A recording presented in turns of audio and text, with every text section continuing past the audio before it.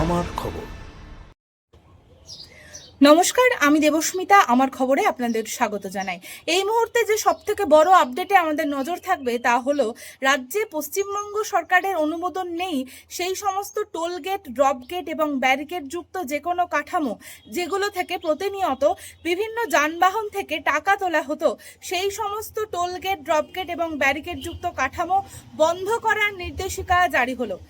রাজ্যের মুখ্য সচিব মনোজ কুমার আগরওয়ালের সই করা একটি বিজ্ঞপ্তি কিছুক্ষণ আগেই প্রকাশিত হয়েছে রাজ্যের মুখ্য সচিবের কার্যালয় থেকে, এবং সেখানেই এই বিষয়ে বিস্তারিত জানানো হয়েছে।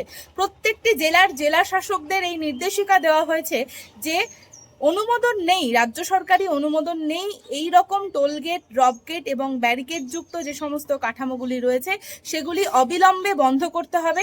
সেই সমস্ত জায়গা থেকে কোনোভাবেই কোনো যানবাহন থেকে যেন টাকা আদায় করা না হয় সেদিকে খেয়াল রাখতে হবে জেলা প্রশাসনকে, এবং একবার বন্ধ করে দেওয়া টোলগেট, ড্রপ গেট বা ব্যারিকেড যুক্ত কাঠামো যাতে নতুন করে প্রতিষ্ঠিত না হয় সেদিকেও নজর রাখতে হবে জেলা প্রশাসনকে, এমনটাই নির্দেশিকা জারি করা হয়েছে। অন্যদিকে জেলা শাসকদের এই নির্দেশ দেওয়া হয়েছে যে আগামী 15ই মে দুপুর 12টার আগে পর্যন্ত জেলার সমস্ত অনুমোদিত toll gate, drop gate, barricade যুক্ত কাঠামো, সেই সঙ্গে সরকারি অনুমোদন রয়েছে সেই সমস্ত টোল গেট, ড্রপ গেট এবং পরিকাঠামো, ব্যারিকেড যুক্ত পরিকাঠামোগুলির একটি তালিকা পাঠাতে হবে বলে নির্দেশিকা জারি করা হয়েছে। জেলা শাসকদের এ বিষয়ে জানানো হয়েছে।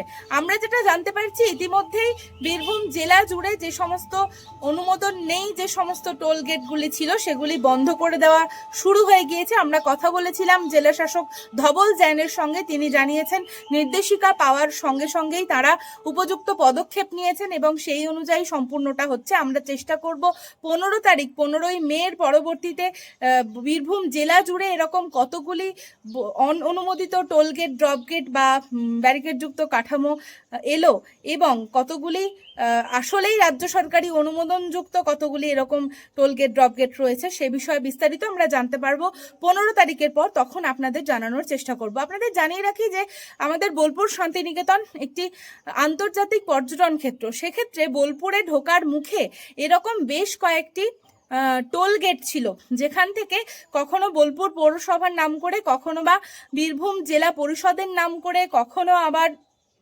পঞ্চায়েতের নাম করে এরকম বেশ কিছু টোল গেট ছিল। এবার বোঝা যাবে ঠিক কতগুলির সরকারি অনুমোদন রয়েছে এবং কতগুলির সরকারি অনুমোদন ছাড়াই এতদিন টোল গেট হিসেবে স্বীকৃত ছিল। কারণ অনেক সময় দেখা গেছে অনেক পর্যটক এতে সমস্যার সম্মুখীন হয়েছেন এবং তাদের ক্ষোভ উগরে দিয়েছেন সোশ্যাল মিডিয়া সহ বিভিন্ন ক্ষেত্রে। এবার কিছুটা হলেও সুরাহা বলে বলছেন তারা, এবং পশ্চিমবঙ্গ জুড়েই নানান জায়গায় এরকম টোল গেট, ড্রপ গেট ইত্যাদি থাকার ফলে পরিবহনের সঙ্গে যুক্ত যে সমস্ত ভারী যান কিংবা পর্যটকদের এরকম নানান গাড়ি, সেগুলিকে বারবার সমস্যার সম্মুখীন হতে হতো কিংবা বারবার রাজ্যের বিভিন্ন প্রান্তে বারবার দাঁড়িয়ে সেখানে টাকা দিতে হতো। সেই সমস্যার সমাধান হতে চলেছে বলে অনেকেই স্বস্তির নিঃশ্বাস ফেলছেন। আগামীতে কি হতে চলেছে এই সংক্রান্ত নতুন কোনো আপডেট এলে অবশ্যই আমরা জানাবো আপনাদের। সঙ্গে থাকুন, দেখতে থাকুন আমার খবর বীরভূম। ধানের সুবাসে মাটির টান, আর সেই টানে V K gold rice. V K gold rice, বাংলার চাল, বাংলার গান। স্কলেজ গুরুকুল শান্তিনিকেতন। আগত শিক্ষাবর্ষে ভর্তির আবেদন শুরু হয়েছে। প্রথম 100 জনের ভর্তির ক্ষেত্রে বিশেষ ছাড়। গোয়ালপাড়া রোড, দাঁতর, শান্তিনিকেতন। দেখতে চোখ রাখুন আমাদের ফেসবুক ও ইউটিউব চ্যানেলে।